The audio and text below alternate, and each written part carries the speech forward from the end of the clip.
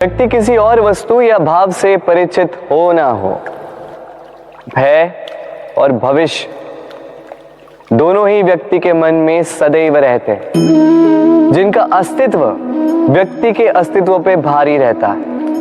विचित्र है ना? वह वो है जिसे आप नहीं जानते, जो अनजान है, और इसी कारण आपको भय लगता है कि ना जाने क्या होगा। भविष्य वो है जो अब तक घटा ही नहीं, तो जो घटा ही नहीं उसके विषय में चिंता क्यों? आपके हाथ में है वर्तमान। वर्तमान के कर्म सत्य मन से कीजिए और सोचिए ये कि अपने कर्मों को और कितनी श्रेष्ठता से किया जा सकता है। इसलिए आप विश्वास कीजिए, यदि वर्तमान के कर्मों को आप सत्य मन से करोगे तो भय स्वयं ही निकल जाएगा और भविष्य का फल अवश्य ही मीठा होगा। इसलिए भय और भविष्य से डरना छोड़ दीजिए, इस वर्तमान को जी। राधे राधे। अक्सर आपके बड़े बूढ़ों ने आपसे कहा होगा कि ये संसार दुख का मूल है और ईश्वर भक्ति उस दोष से दूर जाने का मार्ग है। किंतु सोचिए, यदि ये संसार दुख का सागर होता तो क्या नियति आपको यहाँ पर जन्म लेने देती? क्या ईश्वर यहाँ पर अवतार लेते? जब समस्याओं पर हमारा वश नहीं चलता, हम आरोप लगाते हैं इस संसार पर। यहाँ के लोगों सोचते हैं कि काश मैं यहाँ पे आया ही ना हो। एक किसान बंजर धरती पर जाता है और अपने परिश्रम से उसे लहलहाते खेत में परिवर्तित करता है। एक दर्जी जिसके पास एक सामान्य सा वस्त्र आता है, अपने परिश्रम से उसे एक सुंदर वेश में परिवर्तित कर देता है।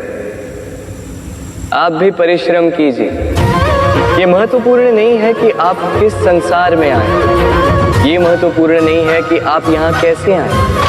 यदि कुछ महत्वपूर्ण है तो वो ये है कि जब आप गए तब आप इस संसार को कैसा छोड़कर गए। तो ये सोचकर जिए कि जो किसी के लिए नरक है उसे किसी का स्वर्ग बना के निकलोगे तो आपका जीवन और आपका संसार दोनों धन्य हो जाएंगे। राधे राधे। संसार के सारे संबंध जन्म के साथ ही प्राप्त होते हैं सिवाय मित्रता की। मित्रता ही वो एकमात्र संबंध है जिसका चयन हम स्वयं करते हैं और इसी कारण उसका पालन करना बहुत ही कठिन होता है। तो सुनो, पहला नियम, मित्रता का आधार होता है विश्वास। तो किसी भी दशा में अपने मित्र पर विश्वास रखना, उसकी किसी भी बात पर संदेह नहीं करना। दूसरा, साथ। यदि मित्र अनुचित मार्ग पर भी चले, उसकी भूल सुधारने का प्रयास करें, उसे उचित मार्ग पे बनाए रखने का प्रयास करें।